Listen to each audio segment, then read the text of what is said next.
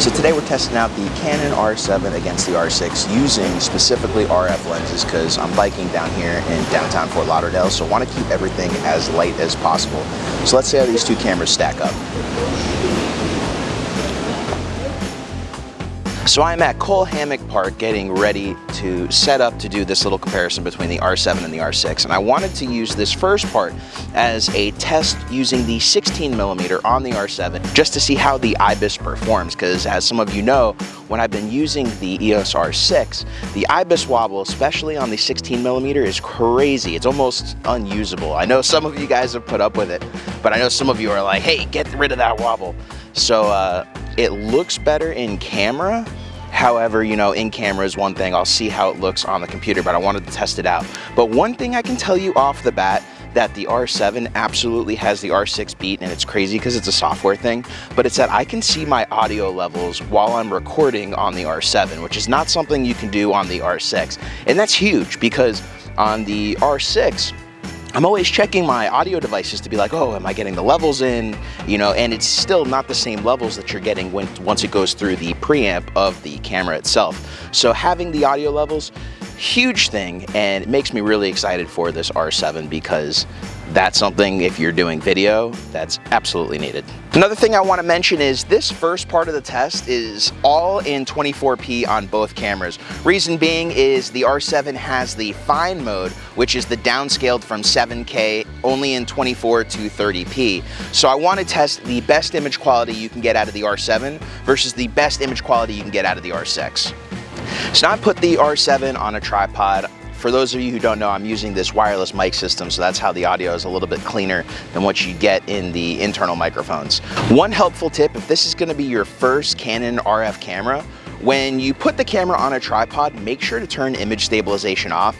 It's actually not about the image getting wonky or anything like that, but when even you turn the image stabilization, the IBIS on, you slightly crop into the sensor a little bit. So if you're on a tripod, you don't need the IBIS, and so you want to get the full frame of the sensor, the full width, full height. So make sure you turn IBIS off just so you're getting that. I noticed when I first started, I was like a little bit cropped in. I'm like, this isn't as wide as it should be. So just helpful, friendly tip. So right now we have the R7 with the 16mm on. We are shooting in CLOG3. Now I had a lot of questions in the last video, why CLOG3? And the reason being is for the professionals who are gonna pick this camera up, they're either going to use it with other Canon cameras, or if this is going to be their main camera, CLOG3 will give you the most dynamic range, the best colors out of the EOS R7. So now here is the 16mm on the EOS R6. Now as you can tell, even though the tripod is in the exact same place, I haven't moved anything, the framing's quite a lot different. I'm not even in the exact framing I would like it to be, but I wanted to show the difference in the field of view first and foremost, how it differentiates from the R7 to the R6. And in the R7, I was framed up perfectly, but that was because I framed it for the R7's field of view. As you can see, we're just way wider. You can see a lot more. I can't tell you off of looking at this footage if the image quality is any better, worse, or whatever. That's gonna be something we have to take a look at the computer. But again, we are in CLOG3 here on the EOS R6 in Cinema Gamut.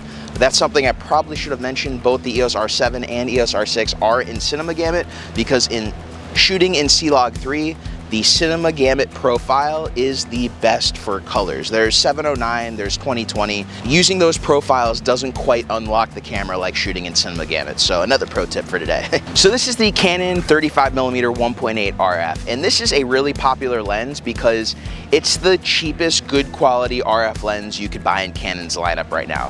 The 16mm 2.8 is great for a cheap wide angle.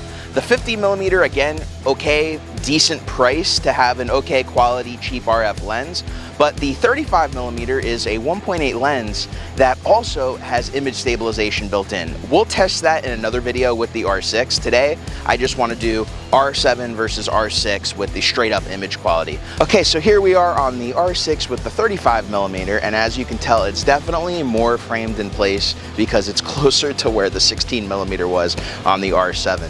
So again, Couldn't tell you the image quality differences, but it is good to see how things look on the 35mm on the R6 versus the R7. See if there's any kind of image quality loss. My guess would be using RF lenses on these cameras, they're going to have internal optimization because they already do that for these lenses anyways. It's one of the things I discovered when I put them on the Komodo, that the RF lenses, especially these cheaper ones, definitely don't look as good on the Komodo as they do on the R6. Yes, you get better dynamic range on the Komodo, but that's not everything if you have a lot of chromatic aberrations, a lot of purple fringing in the corners or on things like trees in your images that you don't get on the Canon cameras. They do a lot of corrections in them to make sure you don't see those kinds of issues in the image. We're back in the studio, and I wanted to finish this off with the R7 against the R6 on the 16mm and 35mm in more controlled conditions here in my home studio. So here is the 16mm on the Canon R7.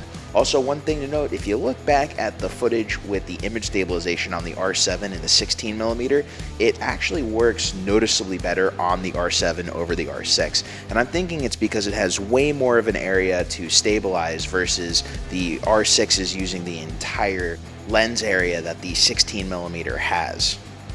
So that's definitely points to the R7 there, even though it definitely is a lot more cropped in as far as the field of view on the 16mm on the R7 versus the R6. Here we are again with the 16mm on the EOS R6. Now, as you can see, clearly a much wider field of view.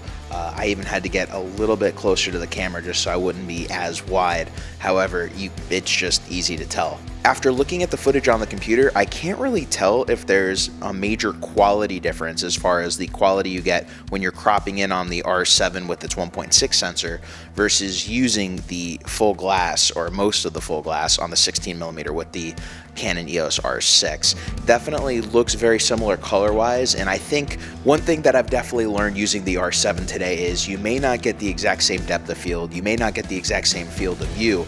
However, matching these two cameras is very easy, and I think that's going to be the really big reason a lot of professionals end up buying the R7 for video work. It's not necessarily going to be their main camera, but it's absolutely going to be a secondary camera, which is why I'm going to test it against the R5C and C70 coming soon. And that's not to say that the professional market's the only market. I think this camera is going to just kill it in so many different markets because it's going to appeal to so many different people. So we're going to take a look really quickly at the 35mm on both cameras.